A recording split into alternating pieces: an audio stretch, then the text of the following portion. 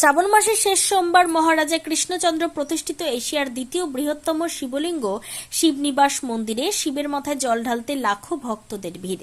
নদিয়ার ঐতিহ্যবাহী শিব মন্দির শিবনিবাসে জল ঢালার আগে নবদ্বীপ ঘাট ভাগীরথী নদীতে স্নান করে সেখান থেকে জল এনে সেই জল শিবের মাথায় দিচ্ছে ভক্তরা।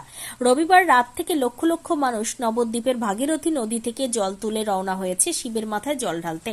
শ্রাবণ মাসের শেষ সোমবার সকাল থেকেও একইভাবে লক্ষ লক্ষ দর্শনার্থীদের দীর্ঘ উচ্চতার এই শিবলিঙ্গ দর্শন ও জল ঢালতে আসতে শুরু করেছে। নদিয়ার শিব নিবাসের পাশাপাশি দিগনগরের কৃষ্ণনগর রাজবাড়ি প্রতিষ্ঠিত রাঘবেশ্বর শিব মন্দিরের চিত্রটাও একই। সোমবার সকাল থেকেও অগণিত মানুষের উপস্থিতি এই মন্দিরে। অন্যদিকে শিবনিবাসে জল ঢালা উপলক্ষে কড়া পুলিশি নিরাপত্তা চোখে পড়েছে। নবদ্বীপের গঙ্গার ঘাটে মোতায়েন করা হয়েছে অসংখ্য পুলিশ এবং বিপর্যয় মোকাবিলা দপ্তরের কর্মীদের।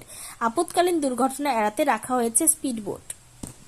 কৃষ্ণনগরে এই প্রথম মহারানা প্রতাপ ফ্যামিলি রেস্টুরেন্ট নিয়ে এলো আগস্ট মাস ব্যাপী ধামাকা জয় হিন্দ অফার। যে কোনো আইটেম খাবেন মাত্র ৭৭ টাকায়।